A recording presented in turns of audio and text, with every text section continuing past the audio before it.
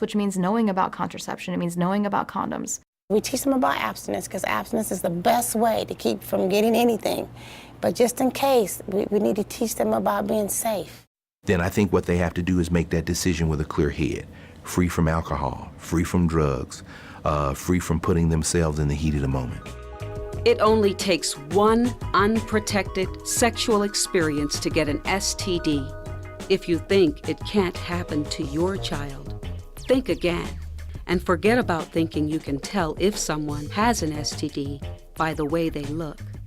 The only way to really know is to get tested.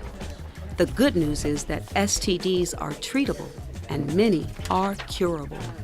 Kids still believe they can't get STDs. But the thing is that STDs are generally silent. They may not feel anything. The long-term complications, for example, with both gonorrhea and chlamydia in women and men, long-term can lead to scarring of the tubes in women, the fallopian tubes. It can cause issues related to chronic pain, infertility. It can increase their risk of what's called pelvic inflammatory disease, and possibly even the development of a pelvic abscess or a free pus within the pelvis. In men, it can cause scarring of their vas deferens. It can cause a chronic infection of the testes or epididymis, which can possibly leave them sterile as well. So that's a major, major problem.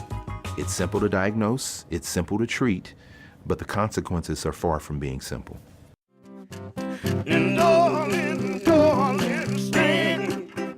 I believe that young people have the capacity to make really positive, amazing decisions about their sexuality.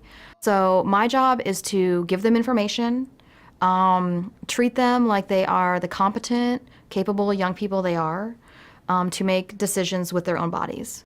I see young kids who are just broken by the simplest things because they don't have a fallback. They don't have a safety net. They don't have the feeling that, wow, if I make a mistake, I'm still going to be loved. They don't have the understanding that they're supposed to mess up a little bit. They aren't supposed to know everything the first time. You have to know that you are the apple of someone's eye. You are the person who makes my day good. What a wonderful feeling that is. And too many kids are without it. I've seen evidence that a lot of sexually transmitted diseases and infections take place because kids feel lonely and depressed. And they feel that because they don't have in their lives love, understanding, and safety.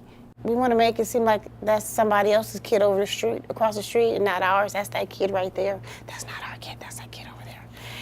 If you have a child who has a friend that's promiscuous, trust me, trust me, it's not just that child over there, it's your child too.